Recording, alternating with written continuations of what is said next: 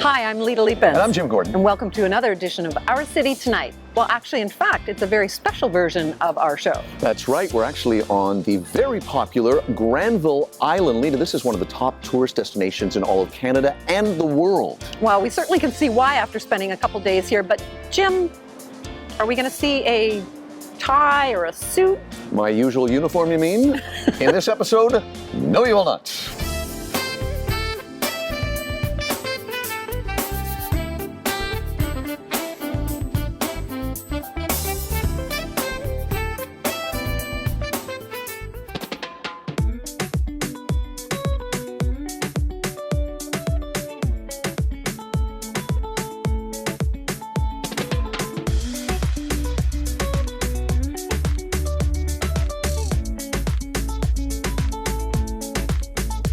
Well, behind us is Arts Umbrella's brand new facility. Very, very exciting. And I'm standing here with Paul LaRoque, who is the CEO and president of Arts Umbrella. And Paul, let's jump right in and talk about Arts Umbrella and this great organization and just share a little bit about them. Well, Arts Umbrella is an organization that is entirely dedicated to delivering arts education for young people.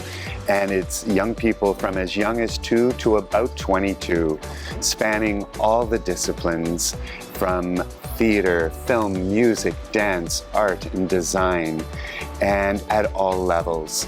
One of the most important parts of Arts Umbrella is our belief that the arts should be available to all young people. And so we work very hard to remove the boundaries, whether they be financial or socioeconomic and physical as well. We have our wonderful new home behind us, but the great majority of the students we serve are getting programs in community centers, neighborhood houses, healthcare facilities, schools across Metro Vancouver. About 18,000 a year, with our total number of students being about 24,000 students each year. Now, Arts Umbrella has been around for 42 years, I believe. That is just incredible. Tell us about how important it's been for the move to Granville Island, being a part of this vibrant community here. Well, being on Granville Island is a part of Arts Umbrella's DNA. When Arts Umbrella was founded with a pilot project, it was right here on Granville Island with 45 students. And from that moment, our story here on the island began.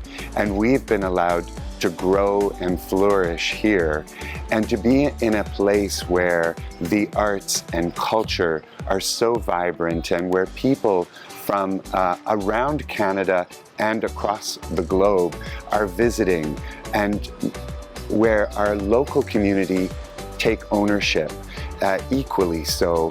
It's quite a magical place, and we feel so fortunate to be here on Granville Island. Wonderful. Well, we're so fortunate to grab you for a few seconds. I know you're a busy man. That's Paul LaRoque, the CEO and president of Arts Umbrella. Thanks, Paul. Thank you.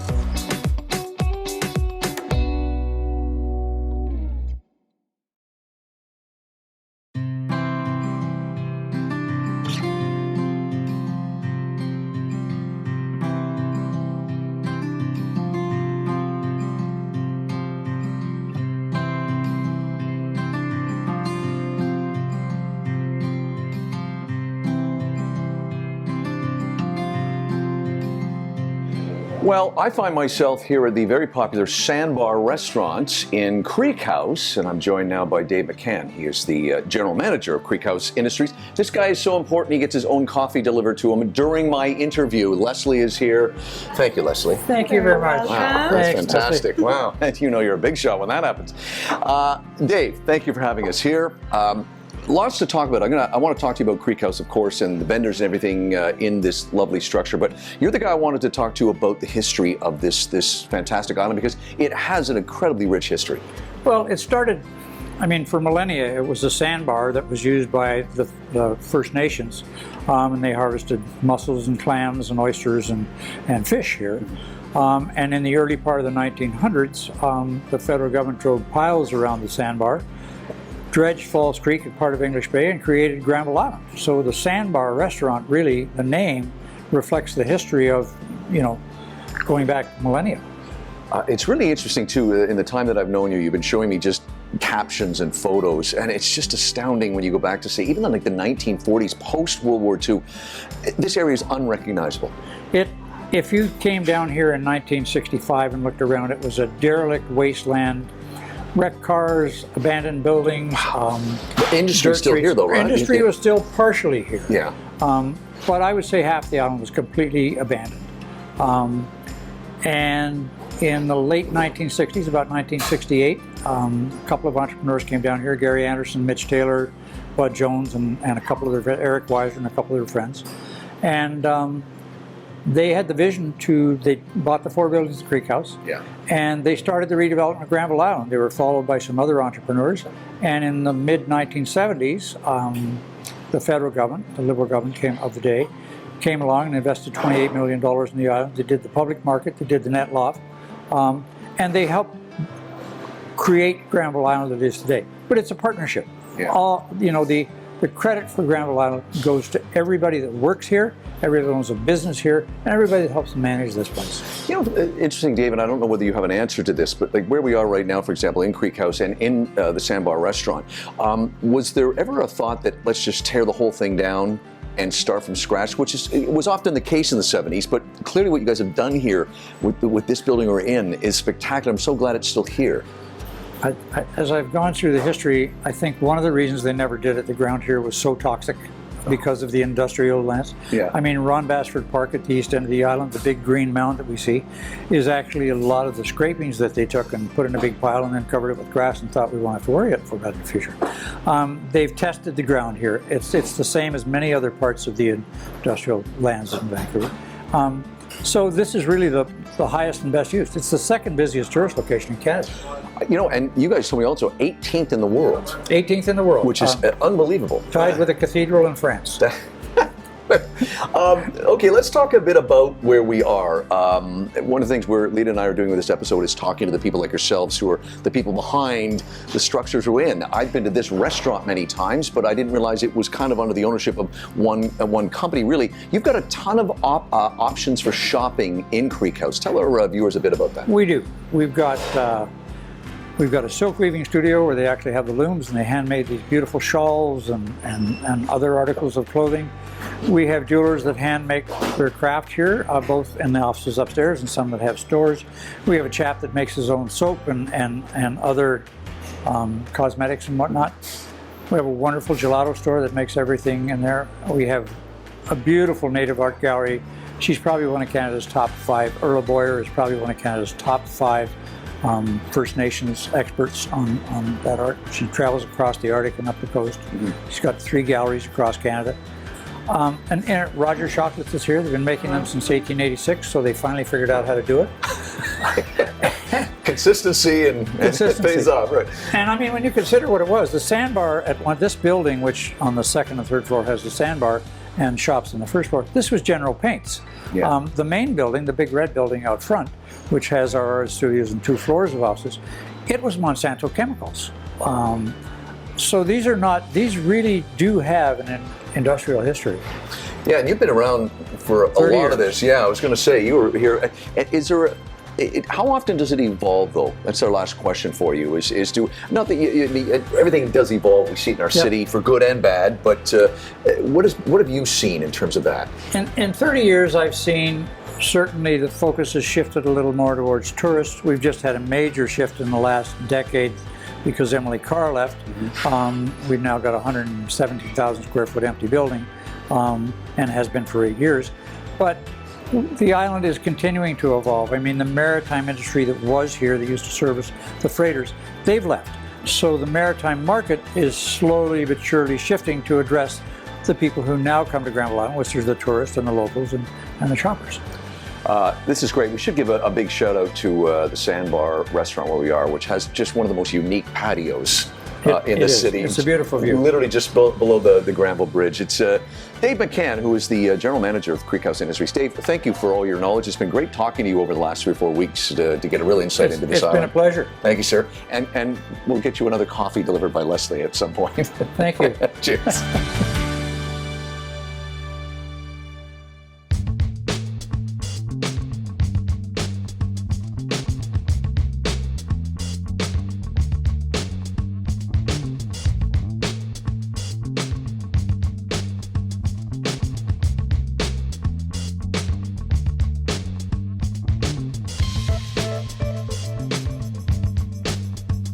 Well, discovering another really cool area of Granville Island. This is the Maritime Market and Marina area, and I'm with Max. He is the boatyard and marina supervisor. Welcome, Max. This is really cool discovering this little sanctuary here in affectionately known as the bench we are sitting at here. Tell us a little bit more about this whole development. Yeah, well, the Maritime Market Marina is a leading BC marina. We have a wide array of tenants, both upland and down in the marina here. It encompasses not just where the boats are stored itself, but a large area going over several buildings, and then our very own Granville Island boatyard just too. Wonderful. Well, you know, a lot of people probably think it's just boats when they see this area, go to Lobster Man, and then, but there's so much more to see. There's so many artisans and everything. Granville Island really used to be predominantly marine industry. So how do you guys factor in the history of that? Well, our marina started off predominantly, it was all industrial, mostly commercial fishermen who were here for the salmon and the herring runs, as well how they made their living. As well, there was a storage facility in the big barn, as we call it over here. And then there was even a mast making facility and a mast tower located towards the east side of our property. Tell us a little bit about the Maritime Market and Marina. Well, here at the Maritime Market Marina, we've got kind of a wide array of stuff going on. We have artists, we have artisan shops that, you know, you can find anything from all around the world. We've got yacht brokers. Aside from just the marina itself, all these guys are up in all of our buildings up here, and as well our very own Granville Island boatyard. So tying into the locational advantages that you have on Granville Island, what kind of marine-related tenants do you have? Well, we've got not only the marine repair services, but as well lots of recreational marine opportunities here too. We have whale watching with wild whales and Prince of Wales. We have kayak, paddleboard, and jet ski rentals with Vancouver Water Adventures. If you're looking to purchase a boat, we've got several brokers on site located right down here at our marina and in our uplands with Specialty Yacht Sales West, and Fraser Yacht Sales. Wow, and you know what, I have to mention the pirate boat that everyone in Vancouver loves the pirate cruise, absolutely. Chances are, if you haven't seen or heard it on the creek, you haven't been in Vancouver very long. Yeah, so. We always love the pirate boat, and I was talking to Max earlier and saying, I want to have a pirate party. So. Everyone does. I'd recommend it. Okay, sounds great. So there's so much to do, even in just this general area. This is a lovely little sanctuary. Even to come down and just have a picnic. I see some families around. Oh, absolutely. This is just another beautiful area of Granville Island. Thanks, Max, and thanks for joining us on Our City Tonight. Thank you. Well, we're taking a little break from the people we're meeting here on Granville Island. Lita, we've been over here for a day and a half filming. What are your thoughts on what you've seen so far? Well, what I really love about this place is what's missing in so many cities now is all the artisans. You can go to like specialty boutiques here. You can have an amazing coffee. Go to sake maker. You can have all this specialty items and watch artists at work, and it's glorious. I just love it. It brings you right back to a community. Yeah, very true. I got to tell you, I was embarrassed to say this when we first came over to film. I've been coming here for 25 years that I've lived in Vancouver, but I was always the guy that would come over for the appointment. You know, go to this place for a coffee or meet someone for a drink, and then I leave. And I'm just embarrassed how much of this island I've never seen. Just walking around, there's so much to do here that my attitude toward it is, this is a place I will now try to come over and spend a day in. And it doesn't matter whether it's summer or winter. I was kind of embarrassed. Like, we were walking around getting some tours and you're going, well, how long has that been here? Forever. And I can't be alone on that in terms of living here a long time, but having never really taken the time to see your own backyard. Well, I think what's happened also in our city is because we are not allowed to really travel, what a great way to discover your own city, and this really is like a getaway. There's so many great things to see at Granville Island. Yeah, for sure.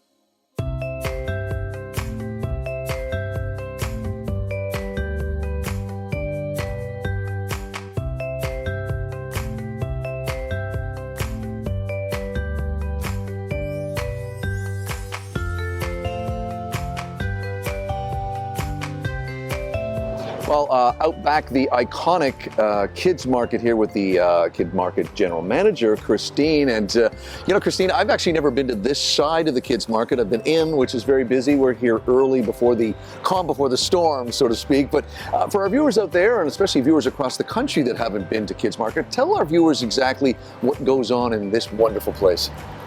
Well, Kids Market is a wonderful mix of entertainment, retail, and services, all geared to children and families.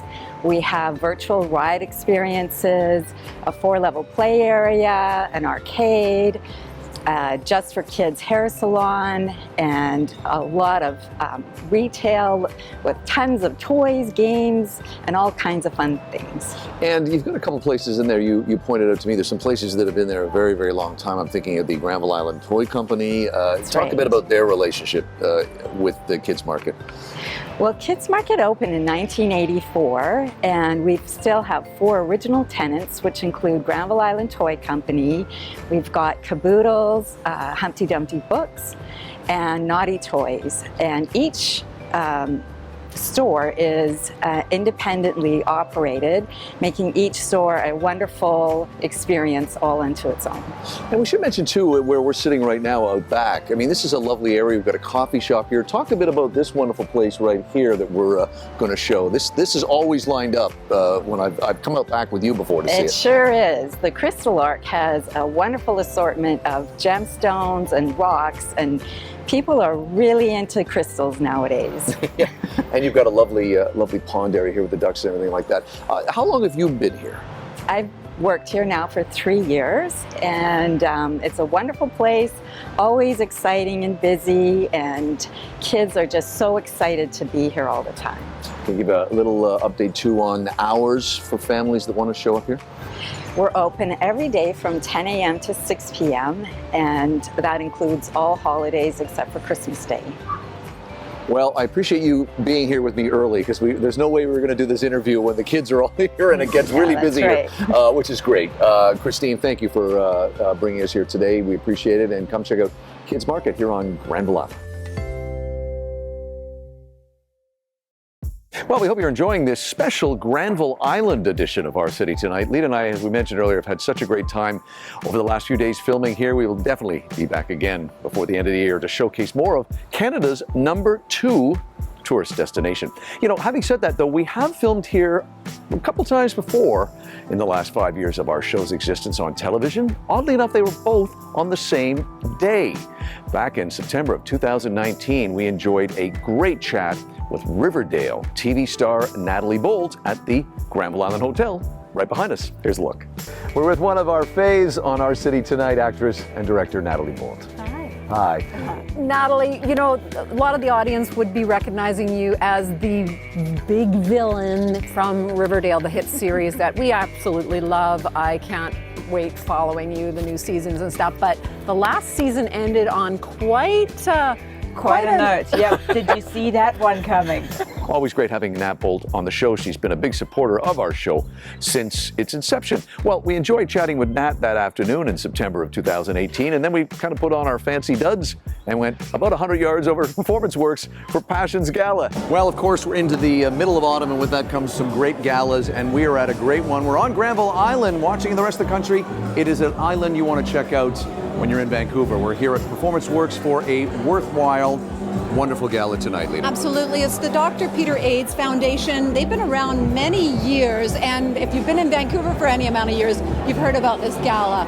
Absolutely spectacular. That's why we're all dressed up this evening to enjoy some amazing foods and raise funds for this amazing foundation.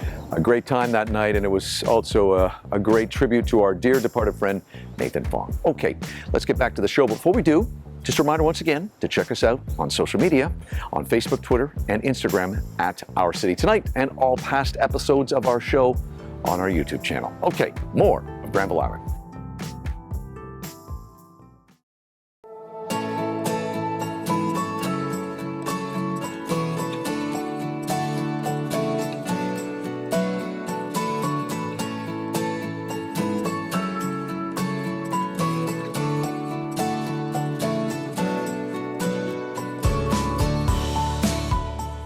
Well, as you come into Granville Island, just below the iconic Granville sign, on your left, you'll see Vancouver Fish Company, which is where we are right now. And I'm joined by the director of Foreshore Projects. It's Quinn Grauer.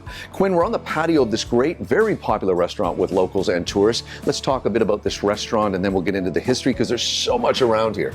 Yeah, it's another one of the beautiful spots we have on Granville Island. It's a wonderful patio. You can come out here and enjoy the beautiful summer we're having with some wine, wonderful fresh seafood, great views of the marina, Falls Creek, and all that this beautiful city has to offer in a summer like this. Right beside us is the theater too. I know I've been to theater sports here. That's coming back, fingers crossed, very soon. We're hoping so. I mean, it's been a tough go for the theater. Obviously, they haven't been able to have anything going on, but we want them to be able to come back and keep providing the wonderful comedy and entertainment they have that locals and tourists alike have enjoyed. They've got a wonderful patio out here as well, and you can enjoy this same beautiful scenery in between acts at the show. Let's give our viewers an idea. When I first met you, you kind of literally walked me through your neighborhood that Foreshore Properties kind of oversees and owns. There's so much history here. Your family is a very big part of said history. I was fascinated to read about your uncle, John Keith King, an architect who kind of looked at this area back in the 70s, put a bit in and redeveloped. Talk a bit about your family. You've got an aunt that's an artist. We'll get into that. But what was here? Because you go over a block. I mean, when this was sort of after there had been some developments from a commercial point of view on Granville Island, but CMHC was sort of really looking to develop it. It had some government money to do so, and they started to put some bids out to tender to develop parts of the island. And my uncle thought he saw an opportunity here. And of course, there was no marina here at the time, and just the buildings that go down this side of the island that were mostly industrial buildings. This was, I believe, a roofing company and a paper company were here, and a shipyard was sort of down there. There was no marina, but there was sort of a gantry and stuff like that to repair boats and stuff. And so my uncle put his bid into CMHC and won the bid, and then built the marina and developed this whole side of the island from the entrance here all the way down to just before Bridges restaurant.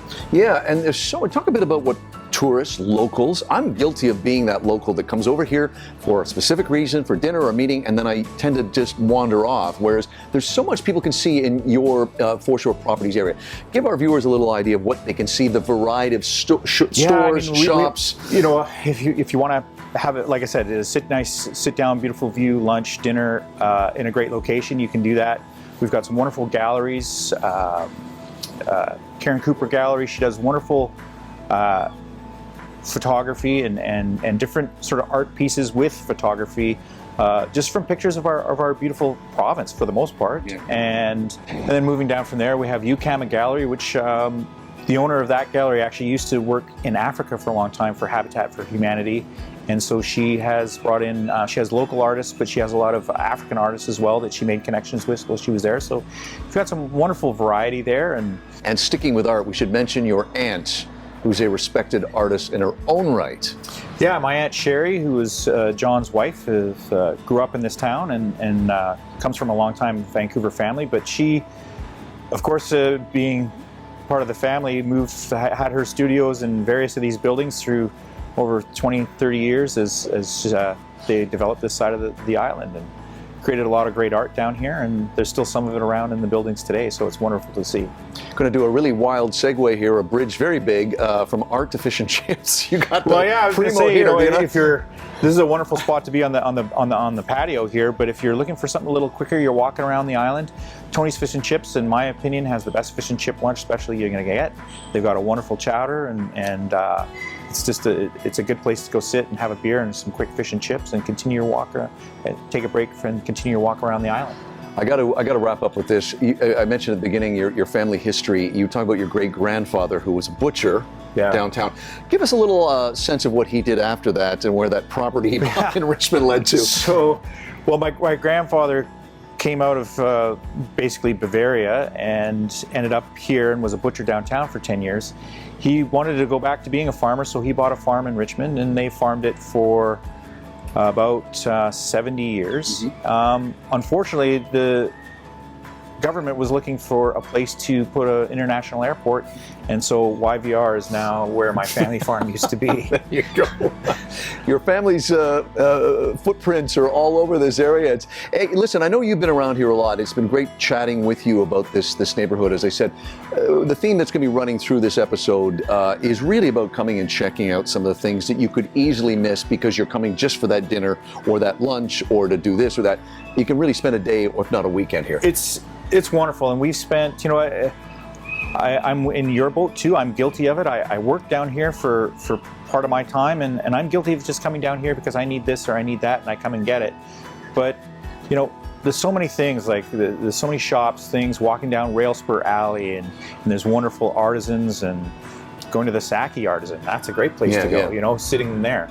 Obviously, the restaurants, it's known for the market, but don't forget, this is the #2 tourist destination in all of Canada. Didn't know that. And #2, guys. And it's top 20 in the world. That's fabulous. It's a testament to what my uncle and the other business people that came down here with, in conjunction with CMHC, have built.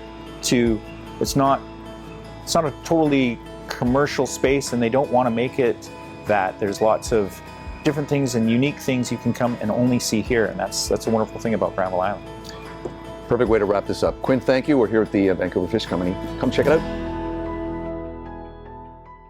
Well, we're standing not too far away from the entrance to Granville Island with that wonderful sign, Lita. Here's another part of Granville Island I'd never seen. It's beautiful, serene, quiet little pond area. It's just been a great time here on Granville Island. It has been a great time, and I'm just so surprised we've found out so much about our city right here on Granville Island. That's right. Thanks to all the folks that helped us set this show up. We will certainly be back, that's for sure. I'm Jim Gordon. And I'm Lita Leapins. We'll see you on the next edition of Our City Tonight. Outdoor wear for Jim and Lita provided by Helly Hansen, alive since 1877. Soluzione Spa Products, a national luxury spa product distribution company located in North Vancouver, British Columbia.